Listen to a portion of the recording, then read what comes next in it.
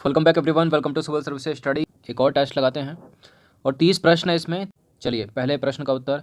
स्वचालित इंजनों के लिए निम्नलिखित में से कौन सा एक हिमनरोधी यानी रेडिएटर के रूप में कार्य करता है? स्वचालित इंजनों में हिमनरोधी यानी रेडिएटर के रूप में कार्य कौन करता है? Ethylene glycol. कौन करता है? Ethylene glycol. अगर ऑप्शन में एथेनॉल होगा तो नहीं होगा, मेथेनॉल होगा तो नहीं होगा, प्रोपिल अल्कोहल होगा तो नहीं होगा। कौन होता है? Ethylene glycol. निम्नलिखित में से कौन एक हंसाने वाली गैस है, या किस गैस को हंसाने वाली गैस कहा जाता है? तो मीथेन नहीं है, ओजोन नहीं है, कार्बन डाइऑक्साइड नहीं है, यह है नाइट्रस ऑक्साइड यानी N2O को हंसाने वाली गैस कहा जाता है। हंसी आती है इसको सूंघने पर। बुलेट प्रूफ पदार्थ बनाने में इनमें से कौन सा बहुलक जो है वो प्रयुक्त होता है? Polyamide, polyethylene, polyvinyl chloride, polycarbonate. कौन सा यूज़ होता है? पॉलीकार्बोनेट। निम्नलिखित में से कौन सा सही एक युग्म जो है वो सही है? विटामिन B1 के सामने रेटिनॉल लिखा है, विटामिन B2 के सामने राइबोफ्लेविन, विटामिन B6 के सामने नियासिन और विटामिन C के सामने लिखा है कैल्सीफेरॉल। देखिए, विटामिन A की बात करें तो विटामिन A का वैज्ञानिक नाम या फिर केमिकल नेम होता है रेटिनॉल। विटामिन B1 का राइबोफ्लेविन होता है, करेक्ट है। विटामिन B2 की बात आए तो थायमिन होता है, और विटामिन B3 का क्या होता है? नियासिन। नियासिन विटामिन B3 का है, और कैल्सीफेरॉल है विटामिन D का, और विटामिन C का क्या है? Ascorbic acid. विटामिन 6 का क्या है? विटामिन B6 का क्या है? पायरिडॉक्सिन। ठीक है। निम्नलिखित में से कौन सा एक कीट नहीं है, मतलब इंसेक्ट नहीं है? बताइए कौन सा नहीं है? इंसेक्ट, कीट। देखिए, कीट का लक्षण क्या है? कीट का लक्षण होता है 3 जोड़ी पाद। ठीक है, यानी 3 जोड़ी, यानी टोटल 6 पैर हो गए उनमें। ठीक है, 3 जोड़ी पाद हो गए यानी टोटल 6 पैर हो गए। और यहाँ जो मकड़ी है ना, ये है आर्थ्रोपोडस, यानी इसकी 8 टांगें होती हैं। ठीक है, इसलिए ये इनमें ऑड भी है और कीट भी नहीं है मकड़ी। क्वेश्चन नंबर 6 पर आ जाइए। निम्नलिखित में से कौन सा एक प्राइमेट आधुनिक मानव का निकटतम पूर्वज है या निकटतम संबंधी है? संबंधी कह सकते हैं। देखिए, गिब्बन हो गया, गोरिल्ला हो गया, ओरंगुटान, चिंपैंजी, ये सारे के सारे प्राइमेट हैं, और आधुनिक मानव का निकटतम संबंधी है ओरंगुटान। एंसेफेलाइटिस बीमारी है, किससे संबंधित है एंसेफेलाइटिस बीमारी? ये मस्तिष्क से संबंधित है, ब्रेन से संबंधित है। मलेरिया से क्या प्रभावित होता है? मलेरिया होता है मच्छर के काटने से। मच्छर भी कौन सा? मादा एनोफ्लीज मच्छर। तो रक्त कोशिकाएं जो है इससे प्रभावित होती हैं। चलिए, तो नेक्स्ट प्रश्न पर आ जाइए। क्वेश्चन नंबर 9 है। निम्नलिखित में से कौन सा एक युग्म सही नहीं है? तो नियासिन के सामने पेलाग्रा लिखा है, और थायमिन के सामने बेरी। थायमिन विटामिन B1 का नाम है, और विटामिन B1 की कमी से बेरी होता है, करेक्ट है ये। पेलाग्रा विटामिन B6 की कमी से होता है।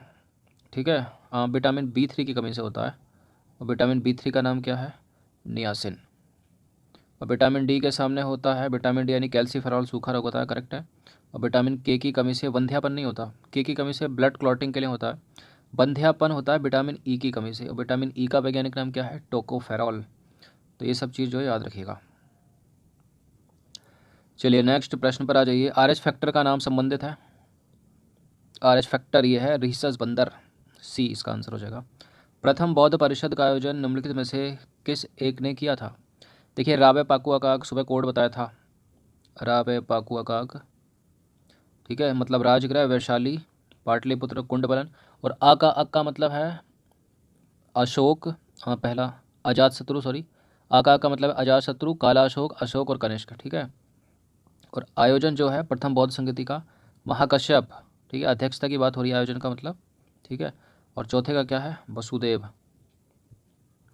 क्वेश्चन नंबर 12 पर आ जाइए। गुजरात चंद्रगुप्त मौर्य साम्राज्य में सम्मिलित था, इसकी जानकारी जो है हमें कहाँ से प्राप्त होती है?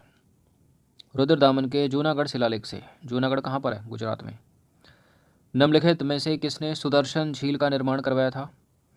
सुदर्शन झील का निर्माण करवाया था किसने? रुद्रदामन ने। निम्नलिखित में से कौन अंतरस्रावी ग्रंथियों से स्रावित होने वाले हार्मोन को नियंत्रित करता है? एंडोक्राइन ग्लैंड से स्रावित होने वाले हार्मोन्स को कौन नियंत्रित करता है? हाइपोथैलेमस। देखिए, हंगर आपकी भूख हो गई, थ्रस्ट आपकी प्यास हो गई, लव प्रेम आपका, ठीक है, बॉडी टेम्परेचर, इन सबको जो है हाइपोथैलेमस ही नियंत्रित करता है।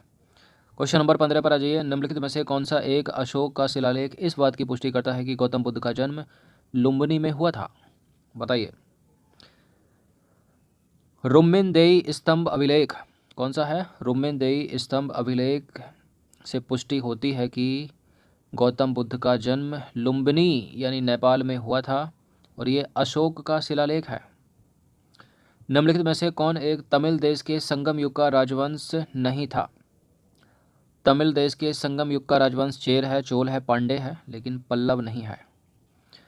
क्वेश्चन नंबर 17 पर आ जाइए। निम्नलिखित में से कौन सा युग्म सही सुमेलित नहीं है? कालीबंगा घग्गर नदी के किनारे, रोपड़ सतलज नदी के किनारे, लोथल भोगबा नदी के किनारे, हड़प्पा रावी नदी के किनारे है, मोहनजोदड़ो है सिंधु नदी के किनारे। ये सारे के सारे सैंधव स्थल हैं। अब्दुल रज्जाक विजयनगर आया था किसके शासनकाल में? देवराय द्वितीय के शासनकाल में। क्वेश्चन नंबर 19 पर आ जाइए। निम्नलिखित में से कौन तमिल रामायणम या फिर रामावतारम का लेखक था? तमिल रामायणम या रामावतारम का लेखक कौन है? कंबन। कौन है? टिक्कन नहीं है, कुट्टन नहीं है, नैनन नहीं है, कंबन। मुगल चित्रकला की आधारशिला रखी थी। देखिए, आधारशिला रखना मतलब नींव रखना अलग बात है, और किसके शासनकाल में पराकाष्ठा पर पहुंच गई थी वो अलग बात है। ठीक है, तो मुगल चित्रकला की आधारशिला रखी थी किसने? हुमायूं ने रखी थी। और जहांगीर के शासनकाल में जो है उत्कृष्टता पर पहुंच गई थी अपने। अच्छा, स्थापत्य कला किसके शासनकाल में उत्कृष्टता पर? शाहजहां के शासनकाल में। क्वेश्चन नंबर 11 पर आ जाइए। निम्नलिखित में से किसने कालिदास की प्रसिद्ध रचना शाकुंतला का पहली बार अंग्रेजी में अनुवाद किया था? किसने किया था? चार्ल्स विल्किंस ने किया था। थियोसॉफिकल सोसाइटी की सफलता मुख्यतः थी, सफलता की बात हो रही है, स्थापना की नहीं। स्थापना के बात आए तो कर्नल H.S. ऑलकॉट और ब्लावत्स्की का नाम आता है। भारत में थियोसॉफिकल सोसाइटी की सफलता की मुख्यतः एनी बेसेंट के कारण हुई थी। क्वेश्चन नंबर 23 पर आ जाइए। यदि भारत में शंकुधारी वन आपको देखने हो तो निम्नलिखित में से किस राज्य की यात्रा करनी पड़ेगी? शंकुधारी वन का मतलब है यहाँ पर कोणधारी वन भी होते हैं शंकुधारी वन, और ये आपको मिलेंगे या तो जम्मू वाले पार्ट में मिल जाएंगे, या हिमाचल प्रदेश में मिल जाएंगे, या फिर सिक्किम में मिल जाएंगे, आंध्र प्रदेश में भी कुछ जगह मिल जाएंगे, वेस्ट बंगाल में भी मिलेंगे ऊपर की तरफ दार्जिलिंग वाले पार्ट में। ठीक है, तो सिक्किम यहाँ पर इसका आंसर हो जाएगा। उत्तर प्रदेश को एलिमिनेट कर दो, कर्नाटक को कर दो, त्रिपुरा को कर दो। क्वेश्चन नंबर 24 पर आ जाइए। चलिए, क्वेश्चन नंबर 24 पर आ जाइए। यदि आपको हाई कोर्ट में जज बनना है तो निम्नलिखित में से कौन सी योग्यता की आवश्यकता होगी? 10 वर्ष तक उच्च न्यायालय में अधिवक्ता रहना होगा, 5 वर्ष तक उच्च न्यायालय में अधिवक्ता रहना होगा, 7 वर्ष तक जिला सत्र न्यायालय में अधिवक्ता रहना होगा, या 20 वर्ष तक जिला सत्र न्यायालय में अधिवक्ता रहना होगा। बताइए। 20 सालों तक डिस्ट्रिक्ट कोर्ट में वकील, 7 सालों तक डिस्ट्रिक्ट कोर्ट में वकील, या हाई कोर्ट में वकील 5 साल तक, या 10 वर्ष तक हाई कोर्ट में वकील। हाई कोर्ट का जज बनने के लिए 10 वर्ष तक हाई कोर्ट में ही वकील की प्रैक्टिस करनी होगी। पहला करेक्ट है। नंबर 25 पर आ जाइए। निम्नलिखित में से कौन सा एक युग्म में सही सुमेलित नहीं है? कौन सा एक युग्म सही सुमेलित नहीं है? हेक्टर मुनरो, बक्सर का युद्ध, लॉर्ड वेलेजली चतुर्थ आंग्ल मैसूर युद्ध, लॉर्ड हेस्टिंग आंग्ल नेपाल युद्ध। करेक्ट है तीनों के तीनों। लॉर्ड कॉर्नवालिस के सामने लिखा है तृतीय आंग्ल मराठा वार। देखिए, तृतीय आंग्ल मराठा वार है 1816 से 1817 का, और लॉर्ड कॉर्नवालिस आपको पता है कब का? 1793 का। ठीक है, तो नहीं होगा ये, बाकी के तीनों करेक्ट हैं। बाबा रामचंद्र ने किसानों को संगठित किया था, कहाँ किया था? अवध में किया था। निम्नलिखित कथनों पर विचार कीजिए 3 स्टेटमेंट के साथ, बताइए कौन सा करेक्ट है। पहला स्टेटमेंट है बंगाल विभाजन के समय गवर्नर जनरल लॉर्ड कर्जन था, भारत की आज़ादी के समय गवर्नर जनरल लॉर्ड माउंटबेटन था, जलियांवाला बाग हत्याकांड के समय गवर्नर जनरल लॉर्ड डफरिन था।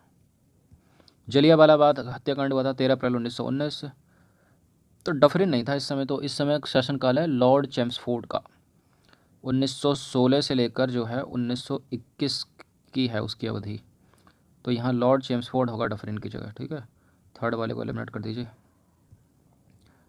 1 और 2। क्वेश्चन नंबर 29 पर आ जाइए। इनमें से कौन सी घटना सबसे पहले घटित हुई?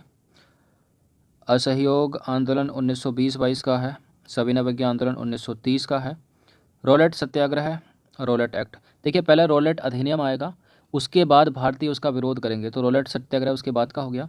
और रोलेट एक्ट है, इसकी अवधि है 1919 की। ठीक है, तो पहला हो जाएगा, ए हो जाएगा सबसे पहले। क्वेश्चन नंबर 30 पर आ जाइए। 30वां प्रश्न अंतिम प्रश्न है। निम्नलिखित में से कौन सा रंग सबसे कम फैलता है और सबसे अधिक तरंग दैर्ध्य दर्शाता है? सबसे कम फैलता है और सबसे अधिक वेवलेंथ जो है दर्शाता है लाल रंग। इसलिए जो खतरे वतरे के निशान होते हैं वो लाल रंग के हैं। बिल्कुल दूर से जो है बुलेट की तरह दिखाई देता है, ऐसा नहीं है छितराता हुआ दिखाई देता है। ठीक है, तो उसकी क्योंकि इसकी वेवलेंथ अधिक होती है। ठीक है, लाल रंग की, और बैंगनी रंग की सबसे कम होती है।